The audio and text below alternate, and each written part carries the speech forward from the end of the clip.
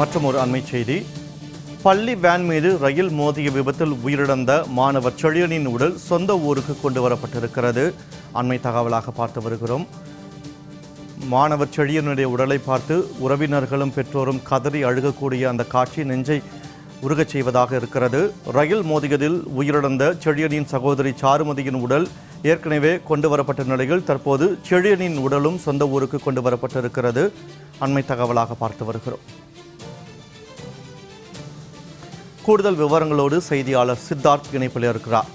வணக்கம் சித்தார்த். ரயில் விபத்தில் உயிரிழந்த மாணவி சாருமதியின் உடலும் அதேபோல அவருடைய சகோதரர் செழியனின் உடலும் தற்போது சொந்த ஊருக்கு கொண்டு வரப்பட்டிருக்கிறது. கூடுதல் விவரங்கள். இன்று காலை கடலூர்ல இருந்து சிதம்பரம் நோக்கி புறப்பட்ட ரயில் ஒன்று அதிகாலை 7:30 மணிக்கு, அதாவது காலை 7:30 மணிக்கு புறப்பட்டது. இந்த ரயிலானது செம்மங்குப்பம் பகுதி, அதாவது கடலூர் மாவட்டம் செம்மங்குப்பம் பகுதி அருகே கடக்க முயன்ற போது அந்த ரயில்வே கேட் கீப்பர் இந்த ரயில்வே கேட்டை மூடாமல் அலட்சியமாக இருந்த நிலையில பள்ளி மாணவர்களின் 4 பள்ளி மாணவர்களை ஏற்றி வந்து இந்த தனியார் பள்ளி வாகனத்தை சங்கர் என்பவர் ஓட்டி வந்தார். அவர் இந்த ரயில்வே டிராக்கை கடக்க முயன்ற போது இந்த ரயிலானது வேகமாக இந்த பள்ளி வாகனத்தை மோதியது. இந்த விபத்தில் சம்பவ இடத்திலே மாணவர் ஒருவர் தூக்கி வீசப்பட்டு உயிரிழந்தார். மேலும் சாருமதி, அவரோட தம்பி செழியன் ஆகியோர் உடனடியாக செழியன் மற்றும் ஓட்டுநர் மற்றொரு மாணவர் ஆகிய 4 பேருமே கடலூர் அரசு மருத்துவமனை சிகிச்சைக்கு அனுமதிக்கப்பட்டனர். இதில் செழியனுக்கு மேல் சிகிச்சைக்காக, அதாவது 10ஆம் வகுப்பு படிப்பு மாணவன் செழியனுக்கு மேல் சிகிச்சைக்காக புதுச்சேரி ஜிப்மர் மருத்துவமனைக்கு அவர் அழைத்து சென்றனர். அங்கு அவருக்கு சிகிச்சை அளிக்கப்பட்டு வந்தது. மேலும் சாருமதி கடலூர் அரசு மருத்துவமனை சிகிச்சைக்கு அளிக்கப்பட்டு வந்த நிலையில சாருமதி சிகிச்சை பலனின்றி அந்த மாணவர் உயிரிழந்து விட்டார். தொடர்ந்து செழியனுக்கு ஜிப்மர் மருத்துவமனை சிகிச்சை கொடுத்து வந்த நிலையில அவருக்கு சிகிச்சை பலனின்றி அவரும் உயிரிழந்து விட்டார். இதனைத் தொடர்ந்து சாருமதி உடலானது கடலூர் அரசு மருத்துவமனையில பிரேத பரிசோதனை செய்யப்பட்டு சின்ன காட்டு சாகை அவர் ஊருக்கு எடுத்து வரப்பட்டது. அவர் இல்லத்தில் வைக்கப்பட்டது.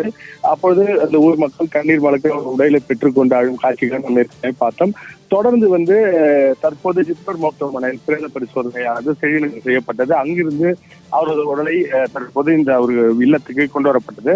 அவர் இல்லத்துக்கு கொண்டு வரும்போது ஊர் மக்கள் எல்லாம் அனைவருமே அழுது ஒரு பெரும் பகுதி ஒரு சோக காட்சியாக காணப்பட்டது. தொடர்ந்து இந்த இருவரின் உடலுமே இன்று மாலை 5 மணி அளவில் இங்க இருக்க தானம் செய்யப்பட உள்ளது, சுடுகாட்டில் தானம் செய்யப்பட உள்ளது. தொடர்ந்து இவர்கள் இருவரும் ஒரே குடும்பத்தை சேர்ந்த அக்கா தம்பி உயர்ந்த சம்பவம் இந்த பகுதி மக்கள் இல்லாமல் சுற்றுவட்டார கிராமத்தில் உள்ளவர்களும் தொடர்ந்து அஞ்சலி செலுத்தி வருகின்றனர். இது இவர்களுக்கு பெரும் சுகத்தை ஏற்படுத்தியுள்ளது.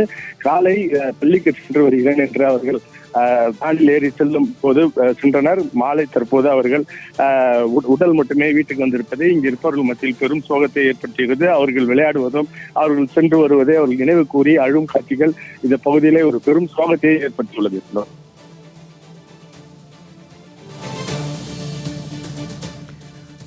ரயில் விபத்தில் உயிரிழந்த மாணவர்கள் செழியன் மற்றும் சாருமதியின் உடல்கள் சொந்த ஊருக்கு கொண்டு வரப்பட்டிருக்கிறது. அண்மை தகவல்களுக்கு நன்றி சித்தார்த்.